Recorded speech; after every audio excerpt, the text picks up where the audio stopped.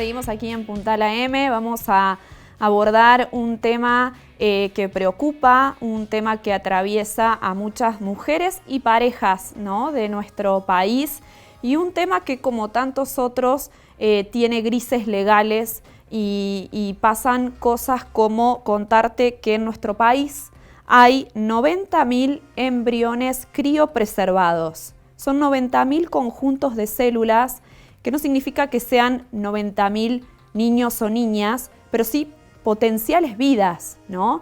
Y esto queda en un vacío legal, como decíamos, ¿no?, en un gris de cuántas parejas han pasado por tratamientos y no reclaman, no abonan el congelamiento de estas células.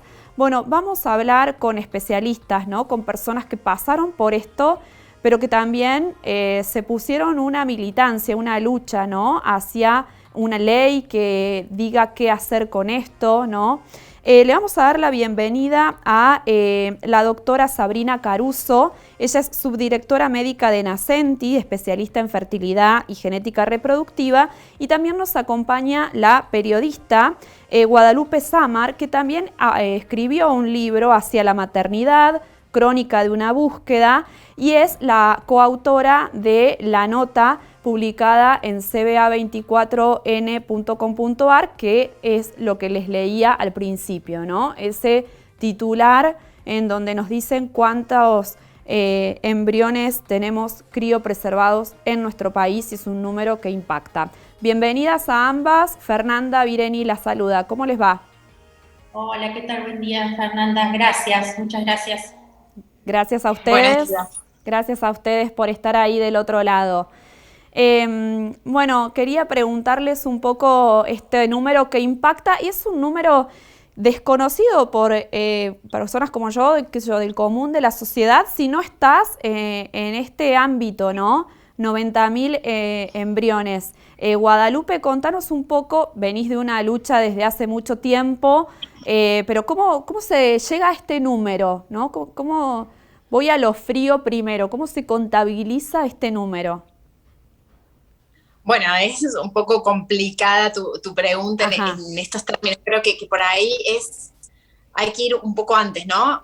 Primero hay que hablar de que a partir de la ley de fertilidad, muchas más personas accedieron a los tratamientos de fertilización asistida o de reproducción asistida, que eran antes bastante inaccesibles por los costos. Ajá. Y eso obviamente que ha incrementado la cantidad de tratamientos que se hacen, y ha incrementado también los positivos, a aquellos que consiguieron tener a su bebé en brazos, y también ha incrementado la cantidad de embriones que se preservan. Ya la doc lo va a explicar mejor, pero en un tratamiento de fertilidad a veces podés conseguir un embrión, pero podés conseguir más de uno, y de acuerdo a la calidad de esos embriones te van a transferir al útero, digamos, al útero materno, te van a transferir uno solo, y si ese es viable y llegas al bebé, ¿qué hacemos con los otros que quedaron en ese estadio de embriones, ¿no? Y qué hacemos desde el punto de vista personal, que lo decide cada persona, cada pareja, cada mujer, bueno,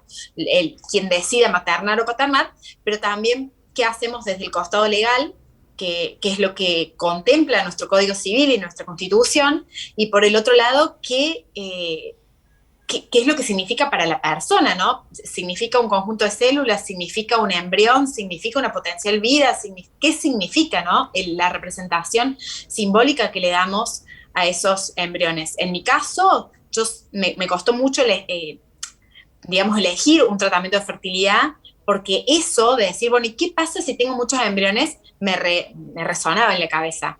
Tenemos que decir que es un lado B de la fertilidad, porque no son todas las parejas que consiguen criopreservar embriones, ¿no? Es como también decir, yo al principio decía, bueno, ¿y si tengo 8 embriones? ¡Qué maravilla! ¿Qué hago con 8 embriones? No, no significa que vas a conseguir 8 embriones en un tratamiento de fertilidad, mucho menos significa que esos 8 embriones, en caso de que los llegues a conseguir, vayan a convertirse en bebés, ¿no? Ujú. Hay muchísimo en el medio, pero también hay mucho que no está contemplado, porque los escenarios posibles son muchísimos. Claro. Por ejemplo, vas con tu pareja, conseguiste el tratamiento de fertilidad, conseguiste 6 embriones, por ejemplo, tuviste un bebé y te separaste. o enviudaste, o no tenés más plata y no podés costear otro hijo. ¿Qué haces con esos otros que quedaron, digamos, en el camino? Bueno, ahí hay toda una cuestión de cosas que pueden quedar al libre criterio o interpretación o decisión de cada pareja, pero también hay cuestiones que trascienden eso, ¿no? Sin duda, sin duda. Doctora Caruso, bueno, ¿hay un momento en el que la pareja o se le pregunta qué pueden, hay opciones, lamentablemente hay opciones de qué hacer con esos embriones antes? Sí, en realidad, sí, porque esa pareja o esa persona que lleva a cabo ese tratamiento digamos, firma consentimientos antes de hacerlo, firma consentimientos diciendo si quiere criopreservar embriones que haya de más, si no. Entonces, la realidad es que, como decía Guadalupe al principio, para las parejas, las personas que hacen el tratamiento, es una felicidad poder congelar embriones o tener embriones de más, entre comillas, porque eso significa que una chance más, ¿sí? Ya sea porque el tratamiento que realizaron no funcionó, o porque a lo mejor sí funcionó y tienen chances de más adelante intentar buscar otro bebé. Entonces, digamos, sí, se les pregunta y se firma todo un consentimiento. Los embriones que quedan congelados no se tocan, a no ser que, digamos, la pareja o la persona decida.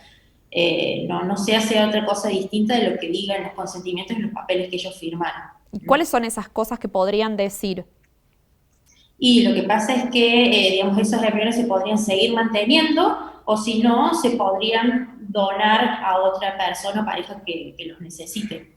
Que eso no es una de las opciones, digo, porque hay muchas otras parejas, mujeres o personas que decidan maternar que por ahí no tienen por sí solas la posibilidad de generar biológicamente sus embriones, ¿no? No es la opción más elegida la de la donación. Lo que pasa es que si bien se están dando más casos, son muy pocos los embriones que se han donado, ¿sí? Nosotros acá en Nacentis, alrededor de un 40% del total de los tratamientos terminan en embriones congelados. Y de esa cantidad, menos de un 1% el resultado en embriones que se han donado. ¿Sí? Son muy poquitos, son más que hace un tiempo, pero son muy pocos. Claro. Guadalupe, bueno, el vacío legal, la ley de fertilidad hasta acá está bien, habría que modificar algo, y el vacío legal está ahí en eso, ¿no? Son las parejas las que no siguen por ahí abonando esta instancia en la que están congelados, pero tampoco la institución puede hacer nada. Bueno, ahí también hay cuestiones como para tener en cuenta y quedarán libradas también mucho en la libre interpretación de las clínicas o de jueces o de abogados, ¿no? Y en eso también hay cierto peligro. ¿Qué dice la ley de fertilidad? La ley de fertilidad dice que cubre el mantenimiento o la criopreservación de embriones por el periodo de un año. Ajá. Pasado ese año, en caso de no querer utilizar en ese momento los embriones o no haberlos utilizado antes, empieza a correr un canon, digamos, de mantenimiento de esa criopreservación. Ese canon se paga en dólares, es elevado, y no todas las parejas están en posibilidad de mantenerlo. Entonces pasa esta doble cosa. Por un lado, los que no pagan y están generando un gasto porque evidentemente se está prestando este servicio de la criopreservación, y por el otro, aquellos que todavía no tienen definido qué hacer con esos. Y está el dilema ético, ¿qué hago? ¿Qué son? ¿Es un potencial bebé? ¿Es un embrión de bebé, como le decimos a veces? Son un par de células, entonces que se haga cargo la clínica y me olvido, ¿se abandonan, no se abandonan? Bueno, todas estas cuestiones también están libradas a la libre interpretación en algún punto, porque la clínica, como bien decía Sabrina, no puede desecharlos, tampoco puede, por supuesto, donarlos sin el consentimiento de quien es ese bien. Claro. Para la ley es un bien, y tampoco pueden donarlos a la ciencia de ninguna manera. Entonces ahí entra toda esta cuestión en donde juegan muchas cosas, porque juegan los aspectos legales y también juega la falta de difusión en algún punto de decir, bueno, yo los puedo donar. ¿Qué significa donar un embrión? Porque un embrión, para aquellos que hemos luchado tanto por tener un hijo, sabemos que es un cúmulo de esfuerzos y de procesos enormes, más allá de lo meramente médico, ¿no? Son años de lucha, de lucha poniendo el cuerpo literal, ¿no? Contra la burocracia de las obras sociales, contra el mismo cuerpo y nuestro reloj biológico que no está funcionando, no está haciendo las cosas como debería hacerlo, o creemos que debería hacerlo. Entonces, se va resignificando también qué es eso, son células, no son células. Y en el caso de la embriodonación, otro vacío legal, y que en realidad no hay un vacío legal, pero creo que es adelantarse a futuros eventuales problemas. ¿Qué va a pasar con esos embriones donados que resulten en un bebé y que el día de mañana, por X razón, quieran saber su identidad biológica? Que si bien está contemplado en el Código Civil que quienes son sus padres son quienes tienen la voluntad procreacional, es decir, quienes recibieron ese embrión, ese niño también tiene derecho, si quiere, a reclamar por ese conocimiento genético. Sin duda. ¿No? Hay toda una cuestión que me parece que todavía vamos un poquito atrás de cómo evoluciona de rápido la medicina. No sé si Sabri coincidirá conmigo, pero médicamente vamos súper adelante y legalmente todavía estamos un poco ahí, en el gris. Exacto, queda atrás. Yo creo que por ahí lo que hay que pensar es que para muchas de esas personas que más allá del vacío de bueno, voluntad profesional, todo eso, creo que hay que pensar que esas personas o parejas que reciben un embrión donado, para ellas es su única posibilidad. Entonces, por eso que yo decía, bueno, está bueno que cada vez se donen más embriones, más allá de todo lo legal que estamos hablando, pero para ellos es su única posibilidad, eso representa una emoción muy grande, y ya estamos hablando ya sea de los que donan embriones como los que lo reciben. Para ambos también es un duelo. Para ambos ha sido una movilización psicológica y una preparación, entonces creo que hay que pensarlo también desde ese punto de vista, ¿sí? Claro.